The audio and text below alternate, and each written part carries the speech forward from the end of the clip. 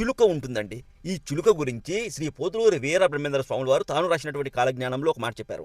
ఈ చిలుకకు ప్రాణం వచ్చి పక్కనే ప్రవహిస్తున్నటువంటి నదిలోని నీరు తాగి ఎప్పుడు పోతుందో అప్పుడు ఈ కలియుగ అంతం అవుతుంది.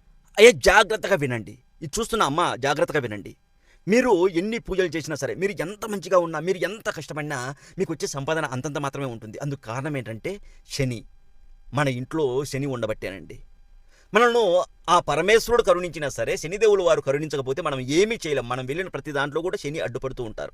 అందుకే ఇలా చాలామంది బాధపడుతున్నారు అనేసి మన ఛానల్ ఆధ్వర్యంలో మనం శని శాంతి హోమం అలాగే పరమేశ్వరుల వారికి తైలాభిషేకం పూజ అయితే జరిపిస్తున్నాము.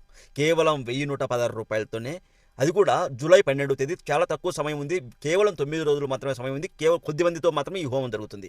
నేను దగ్గరుండి మన ఛానల్ ఆధ్వర్యంలో మనం ఎవరికూ అప్పగించట్లేదు. నేను దగ్గరుండి మీ పేర్లు గోత్రనామాలతో ఈ పూజ హోమం జరిపించి వీడియో కూడా మీకు వాట్సాప్కి పంపుతానండి. మీరే చూసుకోవచ్చు, మీ ఇంట్లో అందరూ చూసుకోవచ్చు. ప్రసాదంగా 4 రుద్రాక్షలు విభూతి ప్రసాదం కూడా పంపబడుతుంది. ఎవ్వరూ మిస్ చేసుకోకండి.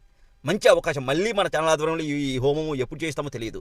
ఎందుకంటే మనం ముందుగా శనిదేవుల వారిని శాంతింపజేసుకుంటే మనకు అన్నీ కూడా మంచి జరుగుతాయండి, మంచి ఫలితాలు వస్తాయి.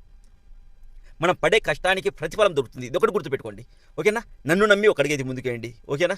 ఇక ఈ వీడియోలకి అయితే వెళ్దాము. సంగమేశ్వర ఆలయం అండి. ఇది వచ్చేసి ఆంధ్రప్రదేశ్ రాష్ట్రం కడప జిల్లా కమలాపురం నుంచి 15 కిలోమీటర్ల దూరంలో ఈ క్షేత్రం అయితే ఉంటుంది. ఇక్కడ ఒక చిలుక ఉంటుందండి. ఈ చిలుక గురించి శ్రీ పోతులూరి వీర బ్రహ్మేంద్ర స్వాముల వారు తాను రాసినటువంటి కాలజ్ఞానంలో ఒక మాట చెప్పారు. ఈ చిలుకకు ప్రాణం వచ్చి పక్కనే ప్రవహిస్తున్నటువంటి నదిలోని నీరు తాగి ఎప్పుడు పోతుందో అప్పుడు ఈ కలియుగ అంతం అవుతుంది అని శ్రీ పోతులూరి వీరబ్రహ్మేంద్ర స్వాముల వారు కాలజ్ఞానంలో చాలా స్పష్టంగా చెప్పడం అయితే జరిగింది. అంటే ఇందుకు కారణం కొంతమంది చెప్పేదాని ప్రకారం ఈ వరదలు వచ్చి ఈ చిలుక ఎగిరిపోతుందని చెప్తున్నారు. అంతేకాదు ఇక్కడ శివాలయంలో శివలింగం పైన గొడ్డలితో నరికిన గుర్తుంటుంది. అందులో నుంచి నీరు ఎప్పుడూ పైకి ఉబికి వస్తూనే ఉంటాయండి. ఇది ప్రత్యేకత.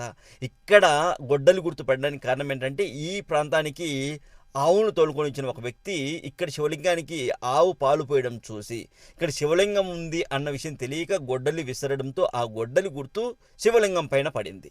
విషయం ఏంటంటే, ముఖ్యమైన విషయం గుర్తుపెట్టుకోండి, ఈ క్షేత్రంకు మీరు ప్లాన్ చేసుకొని రాలేరు. నేను సంగమేశ్వర ఆలయానికి వెళ్ళాలి అంటే ఎన్ని రోజులైనా అలాగే పోతుంది.